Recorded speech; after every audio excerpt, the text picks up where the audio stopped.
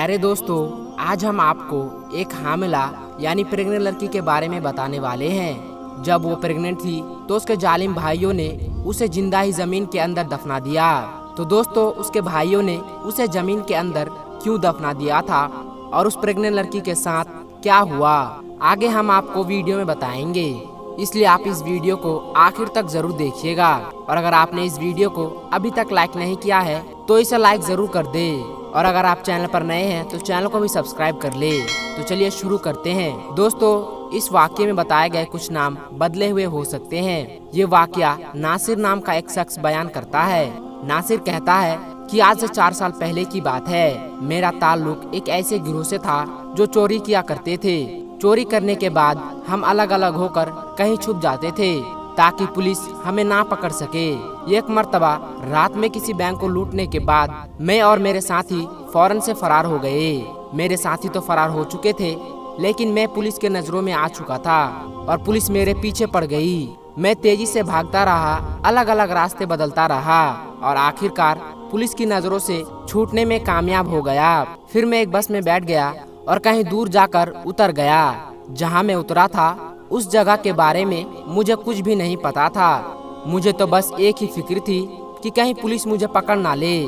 मैं जिस जगह उतरा था वो बिल्कुल सुनसान इलाका था। दूर दूर तक कोई घर नजर नहीं आ रहा था। सामने एक कब्रिस्तान था। तो मैं चलते चलते कब्रिस्तान तक पहुंच गया। 14वीं का चांद अपने उरूज पर था, जिसकी वजह से सब कुछ साफ साफ दिख रहा था। मैंने सोचा कि आज रात कब्रिस्तान में ही गुजार लेता हूँ, सुबह होते ही यहाँ से निकल जाऊंगा। नासिर कहता है, मैं बहुत सख्त जान और मजबूत दिल का मालिक था। कभी भी मेरी ऐसी हालत नहीं हुई थी जैसी मेरी हालत उस रात थी। उस रात मैंने फैसला कर लिया कि मैं आइंदा से कोई ऐसा काम नहीं करूँगा जहाँ पर जान के लाले पड़ जाए। मैं बुरा नहीं था, बस बुरे दोस्तों में फंस गया था। मैं कब्रिस्तान में एक कब्र के सामने लेट गया। मेरे पास एक सावल थी जो काफी मोटी थी। सावल अपने ऊपर तान कर मैं सोने ही वाला था कि मुझे एक आवाज सुनाई दी। ये किसी लड़की की आवाज थी जो कह रही थी, भाई मुझे मत मारो, मैंने कुछ नहीं किया है, मुझे मत मारो, मैं गुनाहगार नहीं हूँ। ये आवाज सुनकर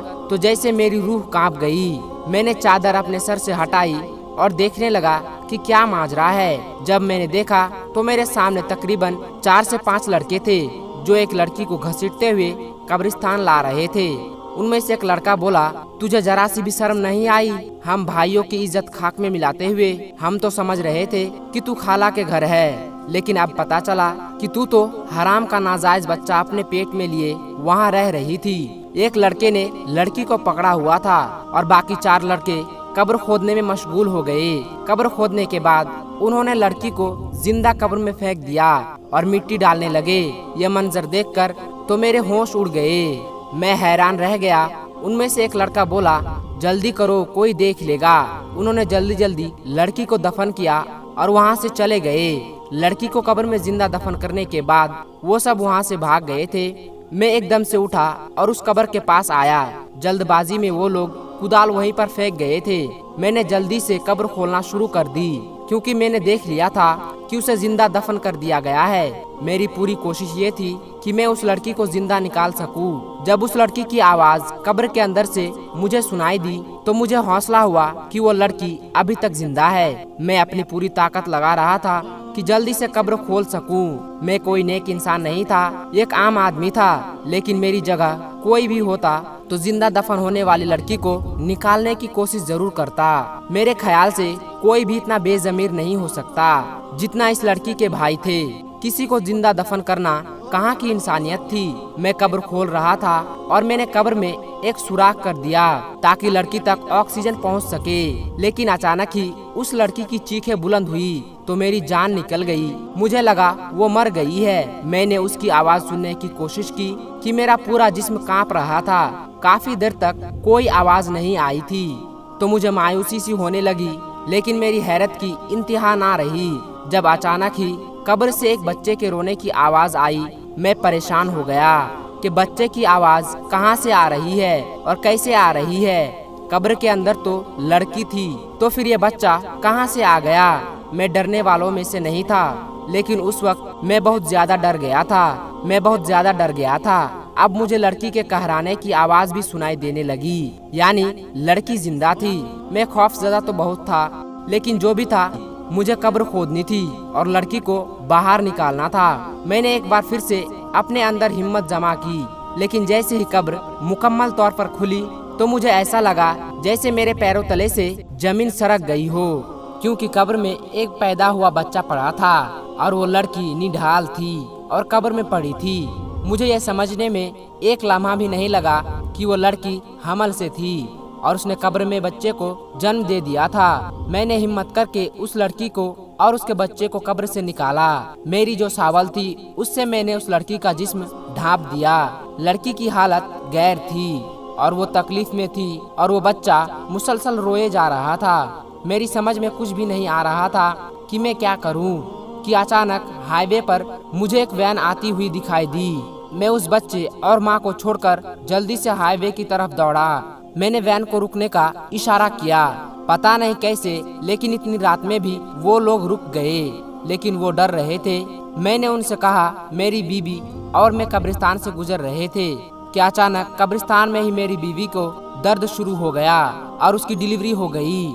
मैंने उनसे मदद करने के लिए कहा, तस्दीक करने के लिए। मेरे साथ आए तो उस लड़की और बच्चे को देखकर सारा मामला समझ गए और उन्हें मेरी बात पर यकीन हो गया। उनमें से एक शख्स ने कहा, इन तीनों को मदद की जरूरत है, वाकई ये लोग मुसीबत में है। वैन वालों ने हमारी मदद की और उस लड़की और बच्चे को अस्पताल में ले गए। बैंक से मैंने जो चोरी की थी उसका हिस्सा अपने साथियों से मांगा तो उन्होंने मेरा हिस्सा मुझे दे दिया। मैं लड़की को उस जगह ले गया जहां मैं खुफिया तौर पर रहा करता था। जब उस लड़की की हालत संभल गई तो मैंने उससे सारा मामला पूछा। उसने अपनी कहानी बताना शुरू की और बताया कि मेरा नाम शिद्रा है, मैं एक नेक लड़की थी। एक दिन अचानक कॉलेज से वापस आते हुए एक लड़का मेरे पीछे लग गया और उसने मुझे एक खत दिया जिसमें लिखा था कि वो मुझसे मोहब्बत करता है। उसका नंबर भी नीचे लिखा हुआ था। पहले तो मैंने उसे इनकार कर दिया, लेकिन पता नहीं क्यों शैतान ने मुझे शायद बरगला दिया था और ये कमजोर लम्हे की जद में आकर मैंने उसके मोबाइल में कॉल की और यूं हमारा राब्ता हो गया। फिर बात मुलाकातों तक पहुंच गई। मेरे 4 भाई थे।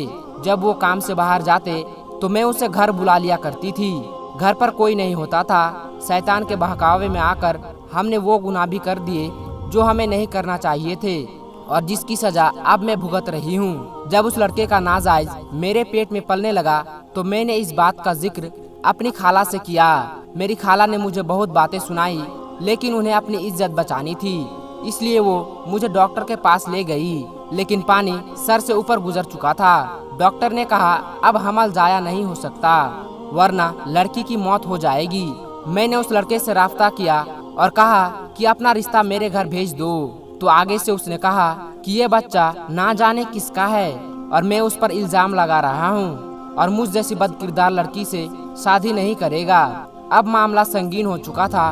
मेरी खाला ने कहा अगर तुम्हारे भाइयों को इस बात का पता चल गया तो तुम जान से जाओगी। खाला ने मेरे भाइयों को मेरी बीमारी की झूठी कहानी सुनाई और कहा कि वो मुझे अपने साथ ले जा रही है। मेरे भाइयों ने कहा कि ये हमारा खाना वगैरह बनाती है, हम कैसे इसके बगैर गुजारा करेंगे। हम दिन को काम पर जाते हैं, पीछे ये घर संभालती है। खाला ने कहा ये बीमार है, तुम लोग शादी कर लो, अगर काम वाली ही चाहिए तो तुम शादी कर लो। ना जाने मेरी खाला कैसे मेरे भाइयों को राजी किया और मुझे अपने घर लेकर आ गई। खाला के घर में उनकी बेटी और बेटा रहते थे। उन्हें सारी कहानी मजबूरन सुनाना पड़ी। मैंने हमल के 9 महीने वहाँ गुजारी, लेकिन जब मेरी डिलीवरी का वक्त आया तो उस दिन मेरे भाई मेरी खाला के घर आ पहुँचे। उन्हें ना जाने कैसे खबर हो गई थी, वो मुझे घसीटते हुए वापस घर ले गए और फिर यहाँ से कब्रिस्तान ले आए और मुझे जिंदा दफन कर दिया। जब मुझे कब्र के अंदर दफन कर दिया और मेरा दम घुटने लगा तो मैं चिल्लाने लगी और मैं अल्लाह पाक से मदद मांग रही थी। मैं तकलीफ में रो रही थी। एक तरफ तो मेरा दम घुट रहा था, दूसरी तरफ मुझे हमल का दर्द शुरू हो गया। मैंने सच्चे दिल से तौबा कर ली और कभी कोई गुनाह ना करने का इरादा किया और अल्लाह पाक से दुआ मांगी। मैंने रोजे रखे, नमाज पढ़ी, तहज्जुद पढ़ी और मैं गुमराह हो गई। ये मेरे रब मुझे आखिरी मौका दे दे, मुझे इस कब्र से निकाल दे। मैं सारी जिंदगी कोई गुनाह नहीं करूँगा। अगर मेरी कोई नेकी तुझे पसंद हो तो उसके बदले में मुझे आज यहाँ से निकाल दे। मैं उस वक्त जानती थी कि आधी रात को कब्रिस्तान में कोई भी मुझे बचाने नहीं आएगा, लेकिन कुछ वक्त अल्लाह पाक को मैंने दिल से पुकारा था। मेरा यकीन कामिल था। उन लोगों ने कब्र में ज्यादा मिट्टी नहीं डाली थी। जिसके बाद तुम आ गए। तुमने पहली कोशिश में ही मेरे लिए हवा का रास्ता खोल दिया। एक पल को मुझे लगा कि मेरा भाई वापस आ गया मुझे निकालने के लिए, क्योंकि उनके सिवा कब्रिस्तान में उस वक्त कोई भी नहीं था। लेकिन फिर मेरा दिमाग काम करना छोड़ दिया, क्योंकि बच्चे की पैदाइश का वक्त आ गया था। कितनी अजीब बात है। मैं ये सोचकर हैरान हूँ कि मेरा बच्चा कैसा बच्चा है जिसने अपनी पहली सांस कब्र के अंदर ले ली। लोग दुनिया में आते हैं और अपनी आखिरी सांसों को पूरा करने के बाद कब्र में जाते हैं, लेकिन इस बच्चे की जिंदगी की शुरुआत अनोखी थी, जिसने जिंदगी की पहली सांस कब्र के अंदर ली। मैंने अल्लाह पाक से वादा किया कि मैं कोई गुनाह नहीं करूंगी और अपने तमाम गुनाहों की माफी मांगती हूँ। हम अपने रब को भुला देते हैं, गुनाहों में लग जाते हैं, लेकिन वो हमें नहीं भूलते। मैं तहज्जुद गुजार लड़की थी, वो इबादत किया करती थी, लेकिन मैं बहक गई और अपने रब को भूल बैठी थी। लेकिन देखो तो सही, अल्लाह पाक ने किस तरीके से मेरी मदद की। और आज मैं सोच रही हूँ कि कैसे मैंने अपने इतने मेहरबान रब की नाफरमानी की थी, उस शख्स के खातिर जो बदकार इल्जाम लगाकर मुझे बीच राह में छोड़कर चला गया। नासिर कहता है कि सिद्रा अपनी कहानी सुनाकर फूट फूट कर रोने लगी, तो मैं भी सोच में पड़ गया कि ये तमाम वाकया मेरे लिए भी बहुत ही इबरतनाक था। मैं भी इस वाक़े का हिस्सा था। उसी वक्त मैंने भी गुनाहों से तौबा कर ली और सिद्रा से शादी करने का फैसला कर लिया।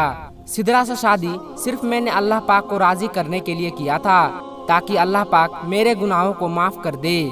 आज मैं इल्म रखने वाला बंदा हूँ। मैंने इस्लाम के बारे में बहुत कुछ जाना है और मेरी बीबी औरतों को दर्श देती है और हम खुशहाल जिंदगी गुजार रहे हैं। आज महसूस होता है कि जिंदगी में हर तरफ नूर ही नूर आ गया है। दोस्तों, आज की इस वीडियो में बस इतना ही। इंशाअल्लाह जिंदगी रही तो बहुत जल्द एक नई वीडियो के साथ आपकी खिदमत में हाजिर होंगे। तब तक के लिए हमें इजाज़त दे। अल्लाह सबको अपने हिफ्ज़ो आमान में रखे। आमीन सुम्मा आमीन। अस्सलामु अलैकुम व रहमतुल्लाहि व बरकातुहू।